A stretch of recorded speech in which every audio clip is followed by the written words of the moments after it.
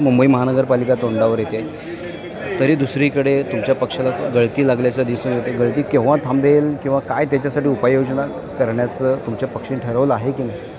नाही, गळती असं म्हणता येणार नाही. बघा, किती गळती जरी लागली तरी हा पक्ष काय संपणार नाही. हा आजचा पक्ष नाही, संपूर्ण महाराष्ट्रामध्ये फोफावलेला पक्ष आहे.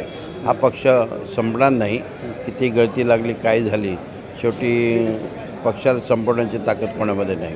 आदित्य ठाकरेंवरती दिशा सालेंच्या प्रकरणावरती आरोप केले होते, परंतु आता हायकोर्टामध्ये सरकारी वकिलांनी हे स्पष्ट केलं की आदित्य ठाकरे यांचा या प्रकरणाशी काही संबंधच नाही आहे.